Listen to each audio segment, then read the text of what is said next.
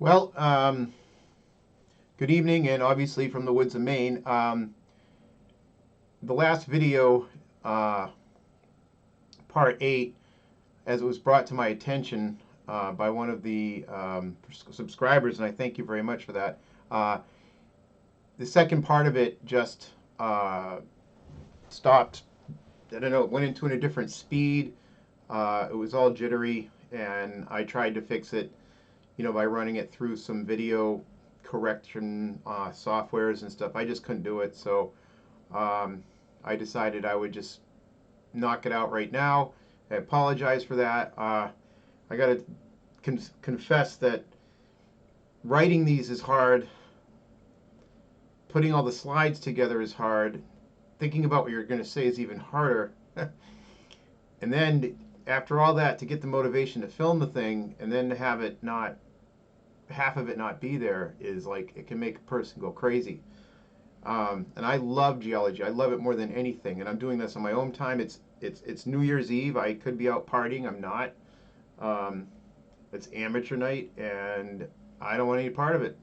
So I'm going to stay home, and I'll wake up not hungover tomorrow, and be ready to rock and roll. Anyway, but my point is that I got serious sympathy for anybody that does any type of just creating anything, because when you create it, it's always, things can go wrong, always.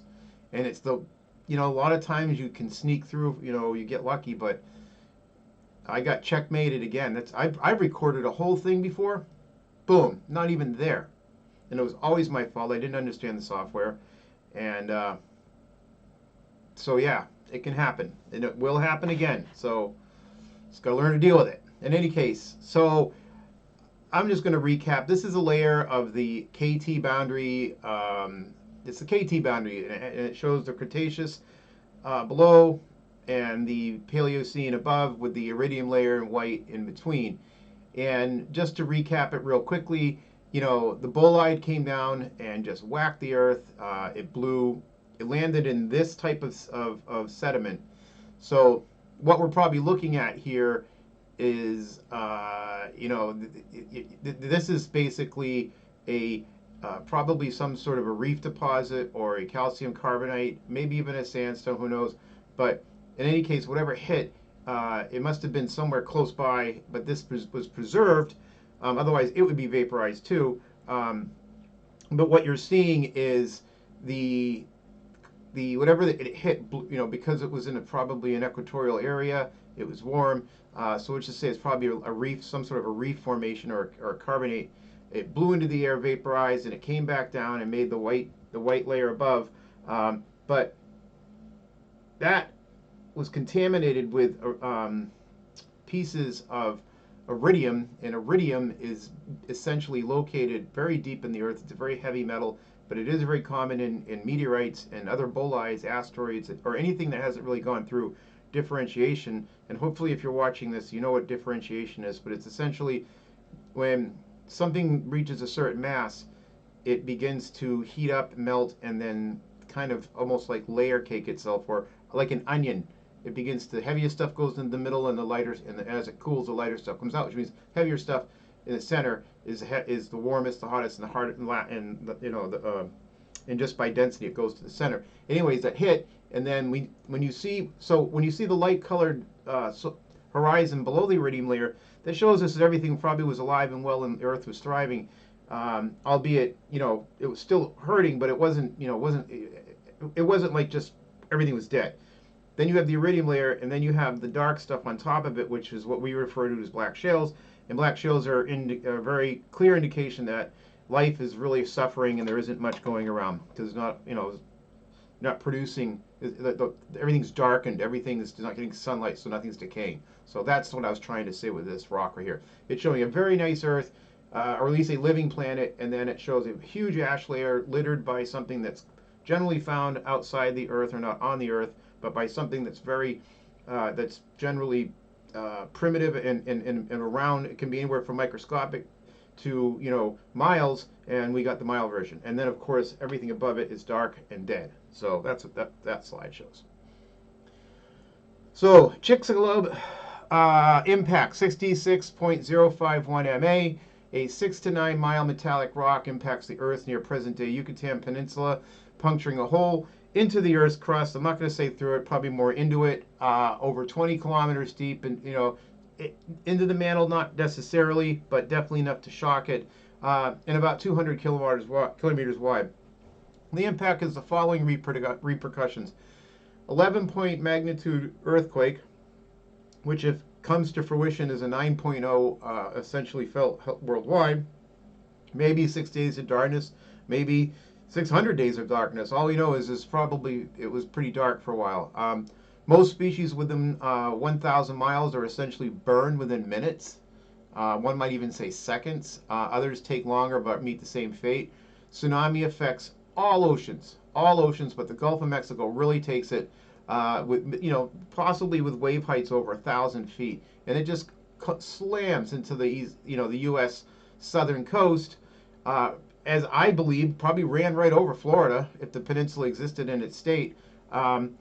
In less than 2 hours, in running hundreds, if not 1,000 miles inland, and just destroying everything in its path.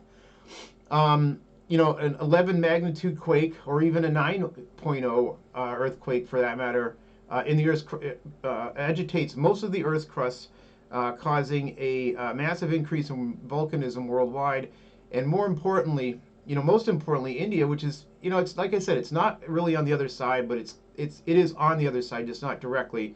So of course, the mathematical models will say, well, it's not going to hit that. In other words, if in a perfect sphere, energy would go around and basically collect and amplify at some point on the other side of the sphere.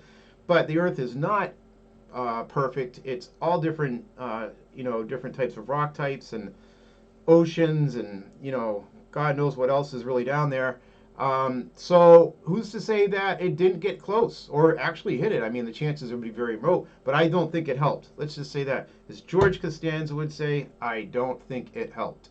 In any case, all it did is make it angrier, and so whatever the case is, it's very possible that things could have been amplified to unknown proportions, causing an increase of possible 8 to 10 times an increase in lava output. So, and I think that's a little high. I've been doing more research on that. I might have extended that a little bit, so it might be about half that, but splitting hairs at that point. The dust produced released massive amounts of toxins in the air, causing acid rain and eventually acidifying the ocean, which basically stops reef production and no removal of CO2. It also released a massive amount of mercury and iridium, which is only found on the Earth's core, as I said earlier, and coincidentally formed bodies, comets, like asteroids. And the mercury is not good for anybody. It's just terrible stuff. It's probably one of the worst carcinogens you could ever come across. There's no mercury. There's no animals that benefit from mercury, as far as I know. I mean, I could be wrong, but I remember looking at the. Oh yeah, I want to get those vitamins with mercury in it. No, I don't think that happens. It caused an immediate rapid cooling of the climate due to the SO2 dust, which likely halted photosynthesis for months, years, and maybe tens of years, and then followed by ups and downs of rapid warming due to CO2 from increased volcanism.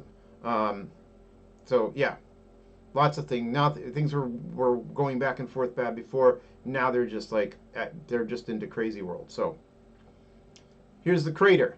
You look at the crater here, everything is great. This is T minus 0. Here's the asteroid. T minus 1 minute, the thing hits.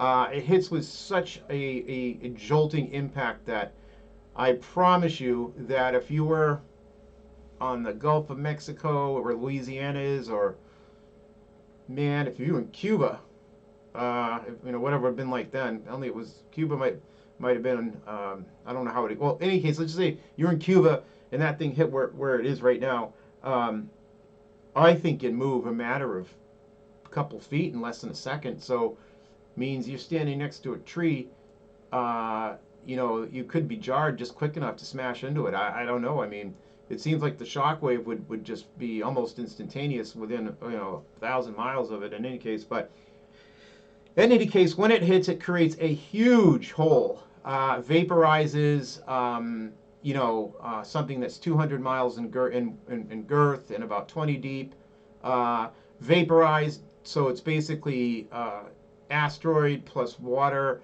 plus soil plus whatever rock type of crust is there, just about ready to come flying back out. T minus 3 minutes, the rebound effect has happened.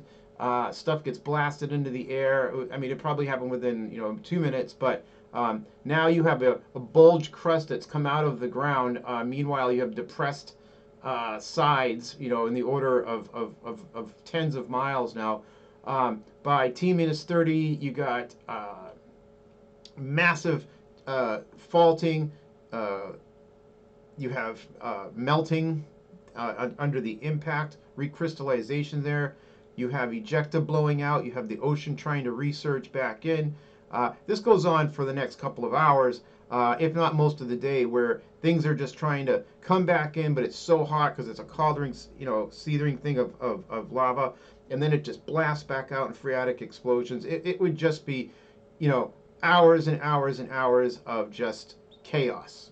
And all new faults, the ruptured bottom of the where the crater is melted rocks down even further into the crust, which has also caused an area of probably magma. Yeah, just a gigantic mess. It would look like it, worse than you could picture hell. It would just be complete death. Just yeah, beyond anything your brain could put together. But in any case, this is the outline of it. As you can see, about half of it is on land. We can see the rings here. You got these, again, these sinkholes here. I don't know what exactly the cause is, but somehow they're related to the. Maybe it's because this area here is more dense, and so the sinkholes form along the fracture outside of it where it did not recrystallize. That's a good guess. And this is the crater. It's kind of the center of it's, not far from town, that's for sure. So, yeah, amazing stuff.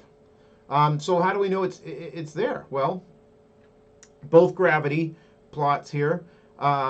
This one is more or less a two-dimensional. So what it's showing me is the ring on the surface, and then it's showing, sort of a concentric area here, and then another ring here, and then something here. So the way we would interpret this is that this would be probably the outer ring. It looks like there's something here too, which we see right here. But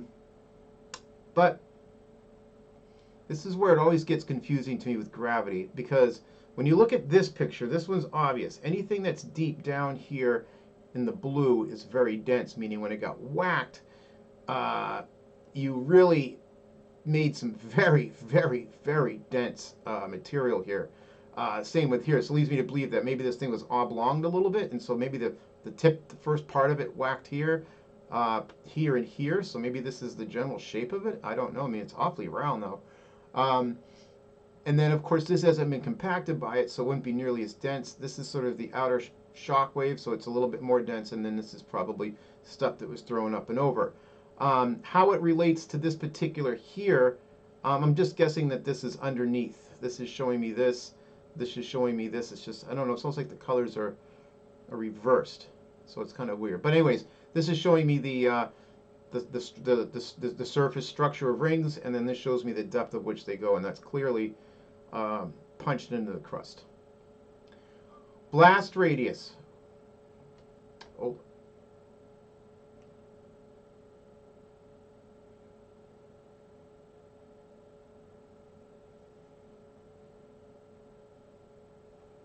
Blast radius.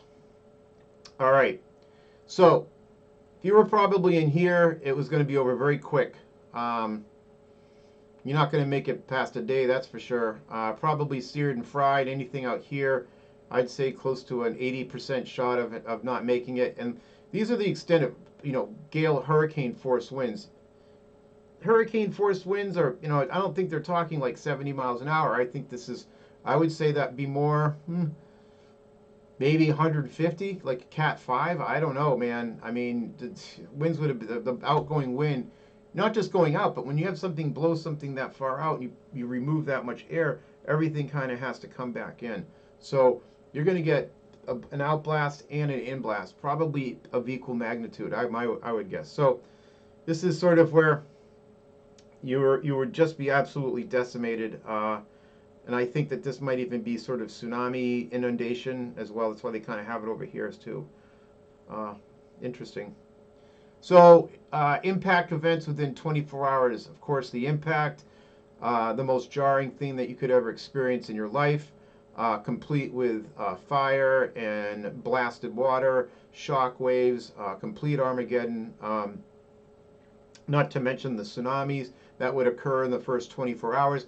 And they aren't telling you this, maybe because no one really thought of it, but when I was living in Hawaii and we had the Japanese quake back in March of I don't know, 2013, 2012, I forget, 2011, one of those years. Um, Man, I watched Honolulu Harbor go up and down by like 5 feet the whole next day.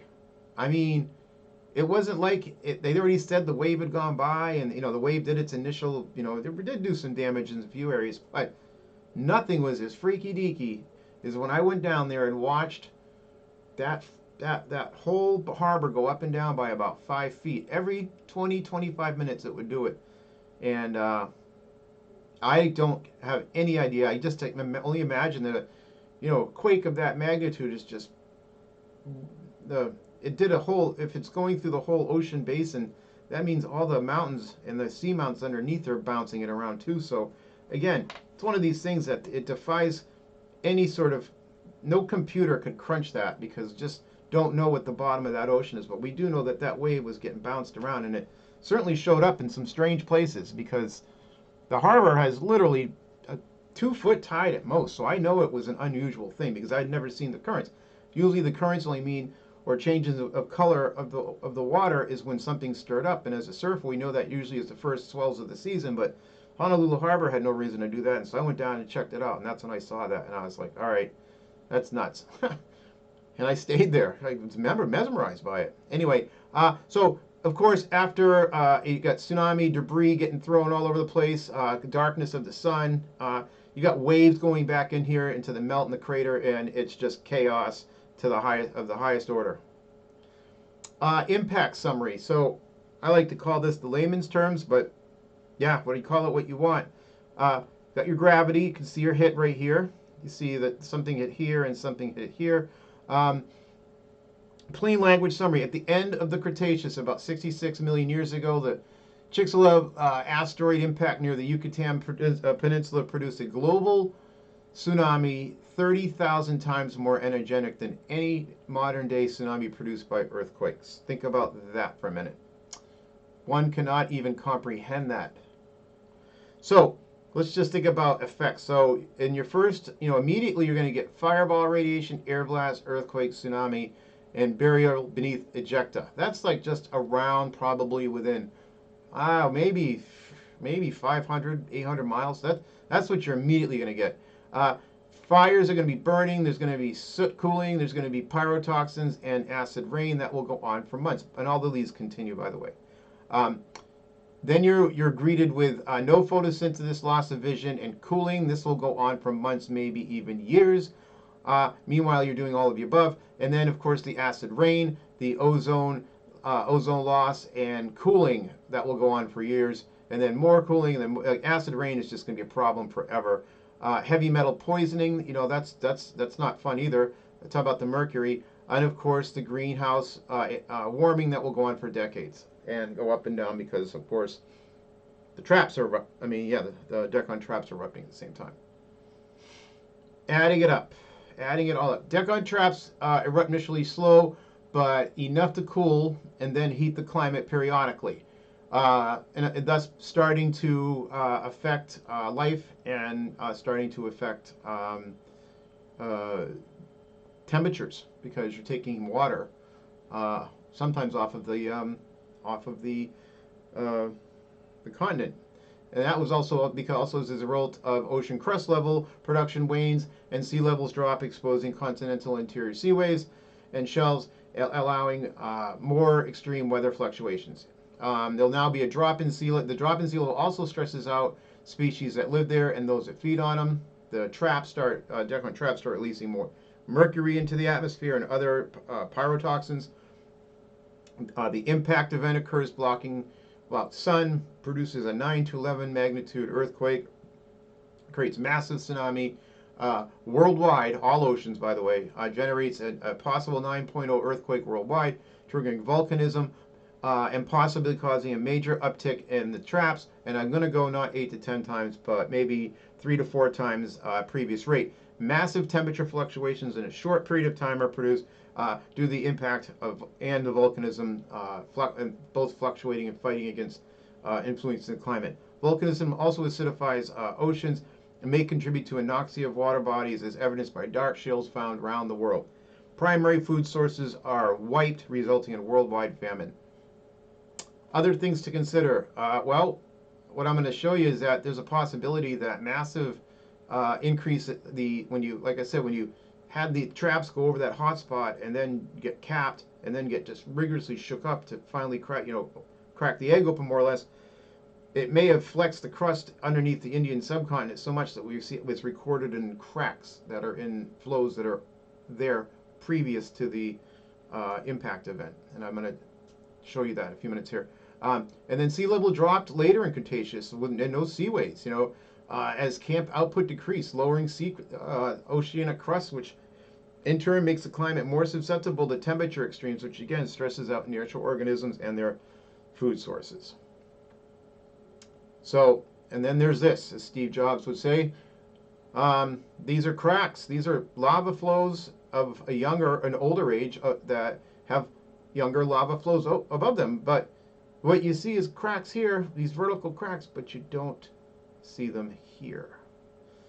So, these faults may be the result of a massive influx of magma after impact. Maybe the bottle got shook and boom, it just released into burped up into here and flexed what was here before, and then blew a whole new series of flows came out, which of course have now been exposed by erosion. So lava's before event, lava's after. Lava's before cracked, lava's after or not.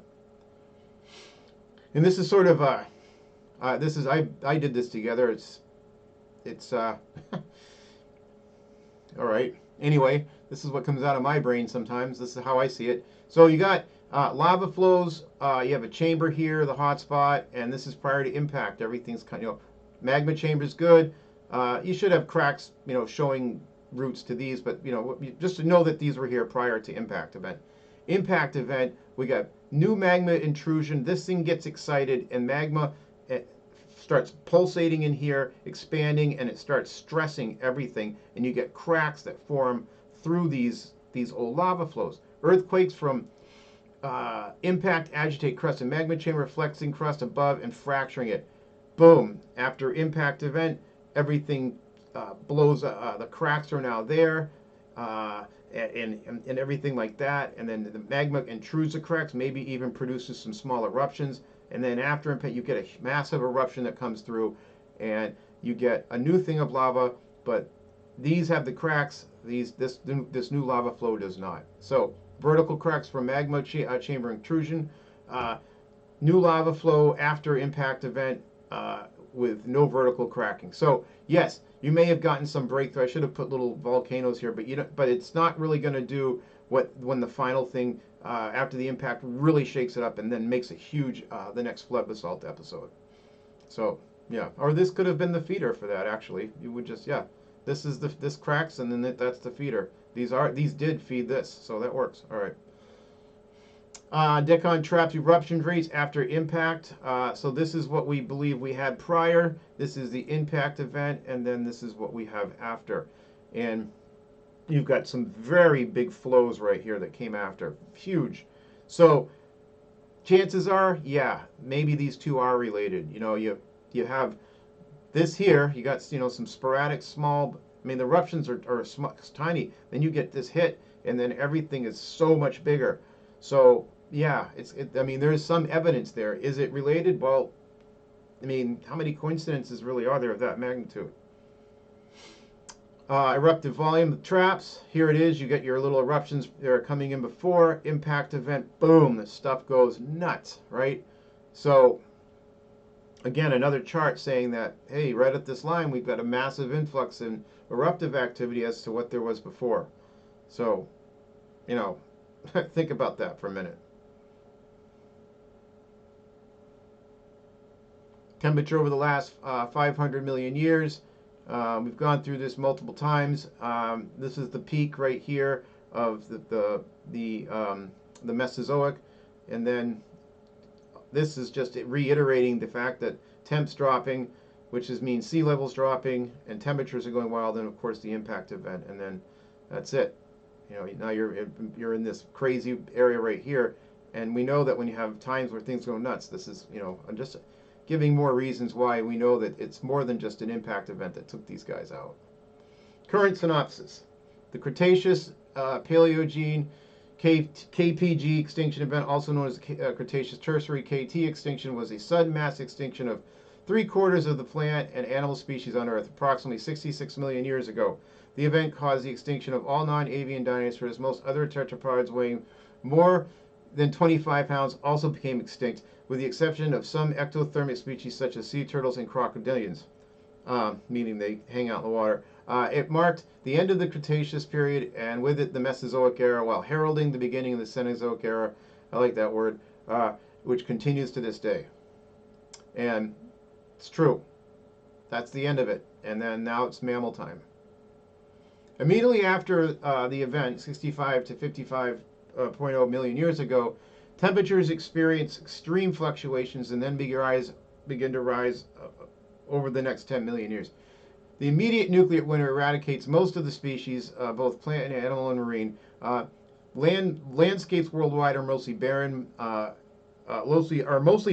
populated by ferns and the species the species that can survive them. Oceans become more acidic and possibly anoxic in some years, and takes thousands, if not millions, of years to recuperate. Small mammals and ground-dwelling birds begin to occupy the niches left behind by the dinosaurs and experience rapid diversification. Bony fish, sharks, turtles, crocodiles, birds, amphibians, small mammals, all and just being small and warm-blooded, having feathers, and all this helped cross the KT extinction event.